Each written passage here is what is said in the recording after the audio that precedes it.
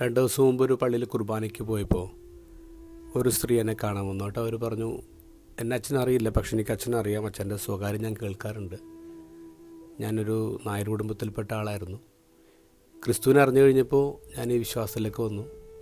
വീട്ടുകാർ ഉപേക്ഷിച്ചു, ഭർത്താവിനെ ഉപേക്ഷിച്ചു, 3 മക്കൾ കൂടെയുണ്ട്. ഒരുപാട് ബുദ്ധിമുട്ടിലൂടെ കടന്നു പോകുന്നുണ്ട്. ഞാനിപ്പോൾ തിയോളജിയും ബൈബിളും പഠിക്കുന്നുണ്ട്.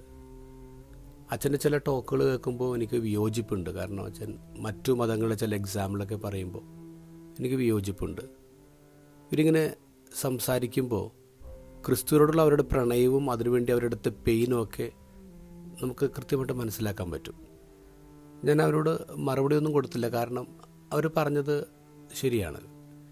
ഞാൻ ക്രിസ്തുവിനെക്കുറിച്ച് സംസാരിക്കാറുണ്ട്, പക്ഷേ ക്രിസ്തുവിനെക്കുറിച്ച് സംസാരിക്കുമ്പോൾ ക്രിസ്തുവിൻ്റെ ഹ്യൂമാനിറ്റിയാണ് കൂടുതൽ ഫോക്കസ് ചെയ്യുന്നത്. സാധാരണ രീതിയിൽ ഞാൻ സംസാരിക്കുക മാനുഷികമായിട്ട് ക്രിസ്തുവിനെ അവതരിപ്പിക്കാനാണ്. പക്ഷേ ഇന്നത്തെ ഗോസ്പലിൽ മാർക്കോസ് ഇന്നത്തെ ഗോസ്പൽ ഇൻസിഡൻറ്റ് പറഞ്ഞപ്പോൾ മാർക്കോസിന് കൃത്യമായൊരു ഇൻറ്റൻഷൻ ഉണ്ടായിരുന്നു. അത് ഏറ്റവും അവസാനത്തെ വരിയിലുണ്ട്. ശിഷ്യന്മാർ ചോദിക്കുന്നുണ്ട്, ഹൂ ഇസ് ദിസ്? ഇവൻ ആരാണ്? കാറ്റും കടലും പോലും ഇവരനുസരിക്കുന്നല്ലോ.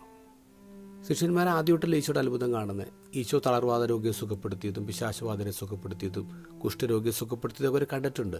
പക്ഷേ ഈ അത്ഭുതം അത് വേറെ ലെവലാണ്. കാരണം അതവരെ പഴയ നിയമത്തിലേക്ക് കൊണ്ടുപോവാണ്. ചെങ്കടൽ 2 മുറിച്ചത് ദൈവമാണ്. ജോർദാൻ നദിയിൽ വെള്ളം തടഞ്ഞു നിർത്തിയ ദൈവമാണ്. യോനായെ കപ്പലിന് പുറത്തേക്ക് ഇട്ട് കഴിഞ്ഞപ്പോൾ മെഡിറ്ററേനിയൻ കടൽ ശാന്തമാക്കിയ ദൈവമാണ്. അപ്പോൾ ദൈവത്തിന് മാത്രം ചെയ്യാൻ പറ്റുന്നൊരു കാര്യമാണ് ക്രിസ്തു ചെയ്യുന്നത്. അപ്പോൾ ഹൂ ഈസ് ദിസ്? ഇവൻ ആരാണെന്ന ചോദ്യം എന്താ? ഇവൻ ദൈവമാണ്. അതാണ് മാർക്കോസ് ഉദ്ദേശിക്കുന്നത്. സങ്കീർത്തനം 107 വളരെ ഭംഗിയതിനെക്കുറിച്ച് സംസാരിക്കുന്നുണ്ട്. ചിലർ സമുദ്ര വ്യാപാരം ചെയ്യാൻ കപ്പലുകളിൽ പുറപ്പെട്ടു. അവർ കർത്താവിൻ്റെ പ്രവൃത്തികൾ, ആഴിയിൽ അവിടുന്ന് പ്രവർത്തിച്ച അത്ഭുതങ്ങൾ കണ്ടു. അവിടുന്ന് കൽപ്പിച്ചപ്പോൾ കൊടുങ്കാറ്റ് വീശി സമുദ്രത്തിൽ തിരമാലകൾ ഉയർന്നു. അവ ആകാശത്തോളം ഉയർന്നു, വീണ്ടും ആഴങ്ങളിലേക്ക് താണു. ഈ അപകടത്തിൽ അവരുടെ ധൈര്യം ചോർന്നുപോയി. അവർ ഉന്മത്തരെ പോലെ ആടിയുലയുകയും വേച്ചു നടക്കുകയും ചെയ്തു. എന്തു ചെയ്യണമെന്ന് അവർ അറിഞ്ഞില്ല. അപ്പോൾ തങ്ങളുടെ കഷ്ടതയിൽ അവർ കർത്താവിനോട് നിലവിളിച്ചപേക്ഷിച്ചു. അവിടുന്ന് അവരെ ഞെരുക്കങ്ങളിൽ നിന്നും വിടുവിച്ചു. അവിടുന്ന് കൊടുങ്കാറ്റിനെ ശാന്തമാക്കി, തിരമാലകൾ ശമിച്ചു.